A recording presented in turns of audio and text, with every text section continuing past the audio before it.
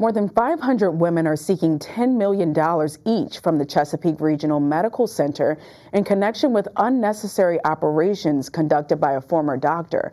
According to the complaint, the women are accusing leadership of the medical center of enabling former physician Javaid Perwaiz to perform unnecessary, harmful, invasive, and unlawful life-altering gynecologic medical procedures for nearly a decade. According to court records, Perwaiz misled women about their health, even telling some they had cancer when they did not.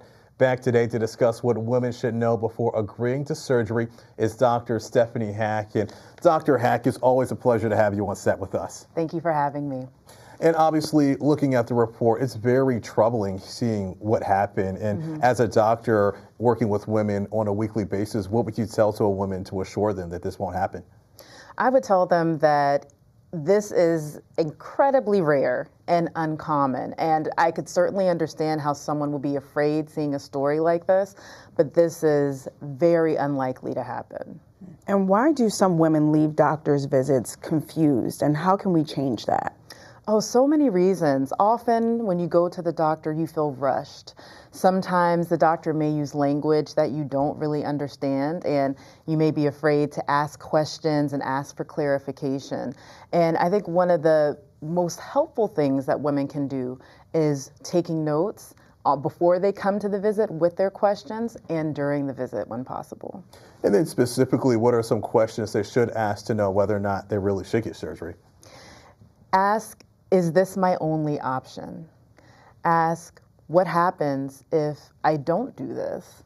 Ask, where can I find more information about the procedure that you're recommending? And how can women tell between a surgery that they need right now versus one that they can kind of think about?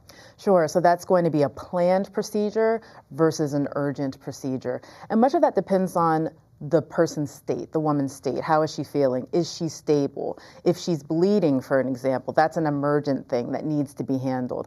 But if her vital signs are stable, she's able to breathe okay, she's not in a significant amount of pain, otherwise her heart's beating okay, all of these vital signs are normal, she's not bleeding, then usually there's time to wait and schedule that procedure later and take time to think about it.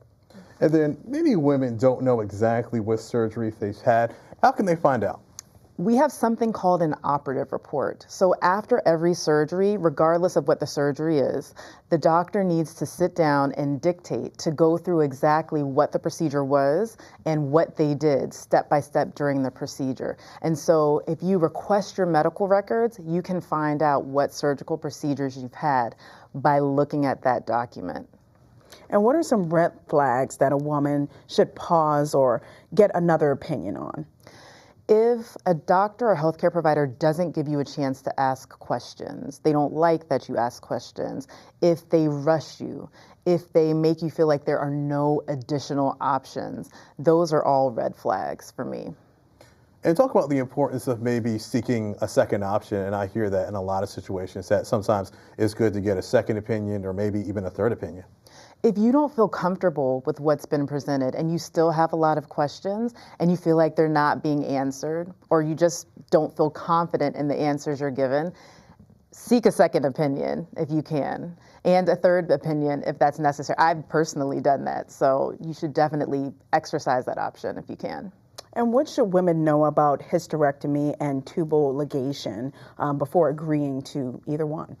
You need to know the risks of the surgery, the benefits, and the complications. You need to know that these are permanent procedures. With a hysterectomy, they're removing the uterus. Well, you can't reverse that. With a tubal ligation, they are tying or sometimes removing your fallopian tubes, and you can't reverse that. So you need to know exactly what the procedure is and then what the potential risks or complications or just side effects are moving forward. And then Dr. Hack, what would be your main message to convey to women on this topic when it comes to looking at surgery? It's your body, it's your decision. As healthcare providers, we're there to consult for you and to guide you toward making the best decision for your health and your goals. And what does this situation do to the healthcare industry, really, and as you as a healthcare professional, how does this sort of make you feel, and what difference does this make for the community? This makes me incredibly upset because the community looks at us as trusted providers to guide them. We take your trust and help you make decisions about your health. And so I look at these vulnerable women who trusted this physician, and I am very upset that this happened to them. Well, it was a pleasure to speak with you, Dr. Hack. Thank you so much. Thank you for having me. And for more information on women's health and Dr. Hack's podcast, visit ladyparts.com.